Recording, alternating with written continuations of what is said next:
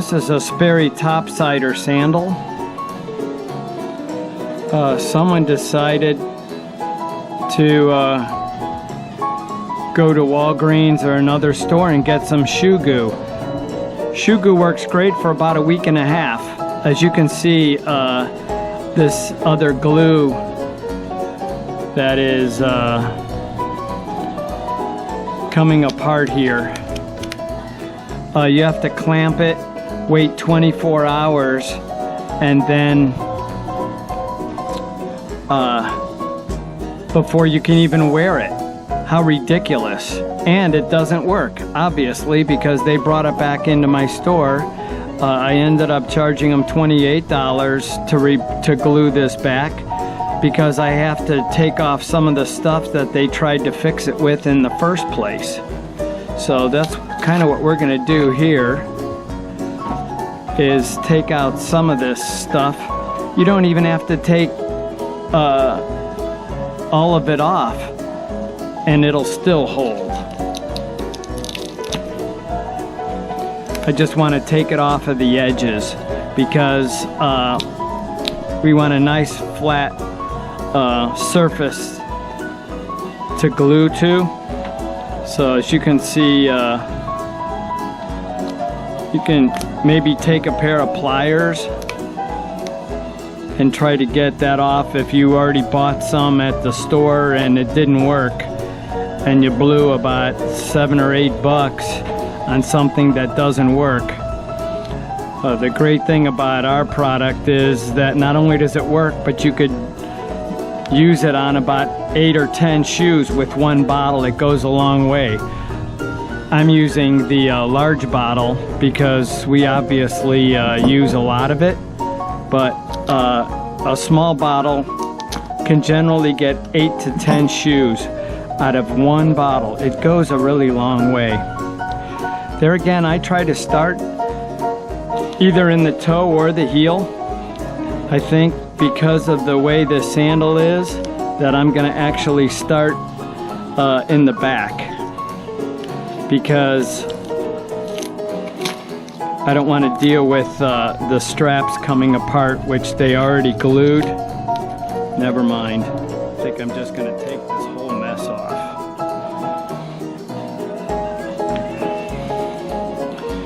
And we'll start at the toe. Notice I still left some of the shoe goo on here. It'll work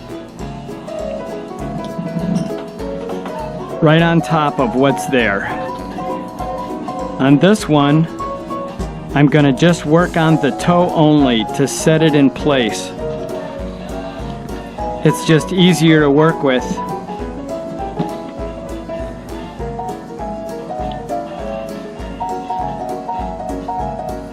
When you have it in position. So get the toe lined up, but you want to go all the way to the back and make sure that the back is set in place before we hold the toe down. See, now that it's in place, I only glued from here up. So we just want to hold that in place.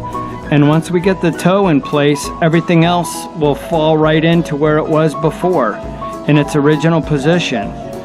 So that's why I always start either with the toe or the heel. In this case, I generally like to do the toe first. And that way, it's just my own personal preference. In case the material stretches out, it's easier to leave the heel a little long than the toe, because you're more apt to catch the toe again than you are the heel, if for some reason the material stretches out. I actually like to keep a little bit of the original part of the sole on, if at all possible, so the whole thing doesn't come off all in two pieces.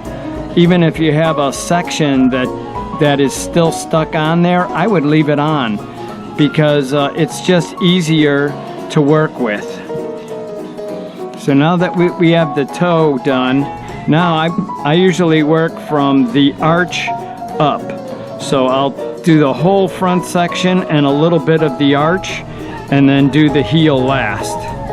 Always use this inside out. So you start on the inside,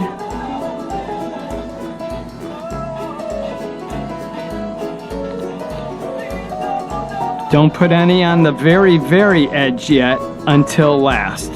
Now put a bead, and you don't need a lot, but put a bead right on the very edge of the strap.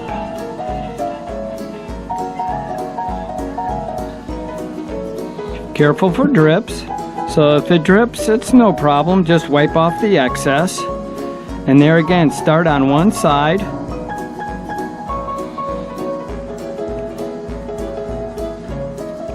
Hold it in place. Check the other side for drips just in case.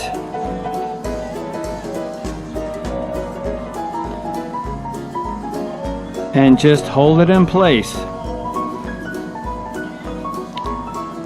15 to 40 seconds usually.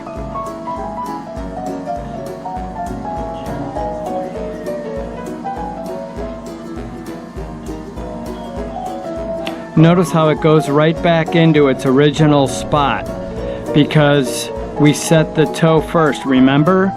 So by setting the toe, that makes everything a lot easier because it'll just fall right back into its place. It just wants to go home to its original position.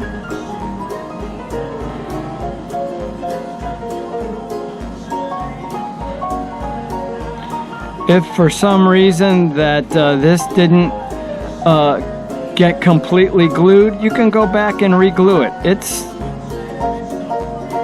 just a tiny little bit there. Missed the very, very edge.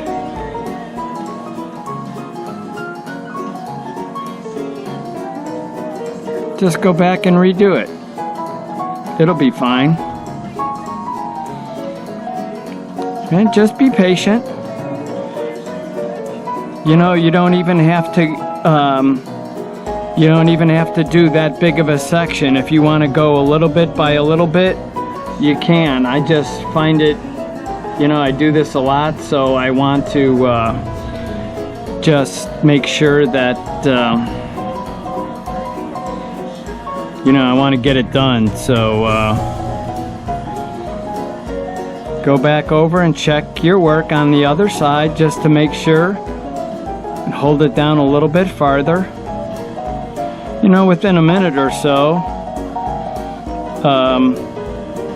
you know, it's secure. Okay, now we're going to do the last part. You can see how there's still lots of shoe goo from the last fix.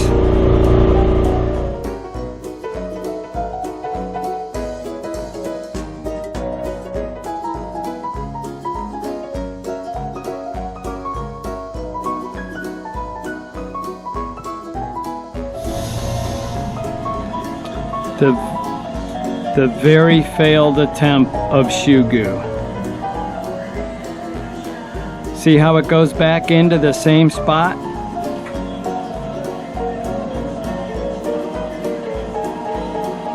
And just hold it in place.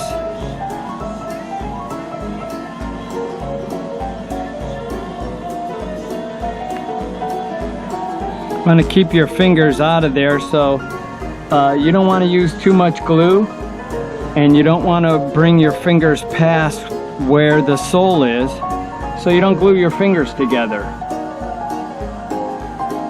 So just hold it down, but not where the glue is. You'd look pretty silly walking around with your fingers glued to the shoe. So you know, if you feel it's starting to glue your fingers, just release it and go back, wipe it off, get a little different spot to hold it on. And see how I missed a little bit of spot here? I think that's where the shoe goo was before. That's why I kind of like to take, when a customer tried to fix it themselves with the wrong adhesive, I try to take a lot of that stuff off. but especially around the edge, because that way we won't have to hold this and redo it. It'll have a nice clean spot on the end. And here we go. There's the shoe, flexible and ready to go.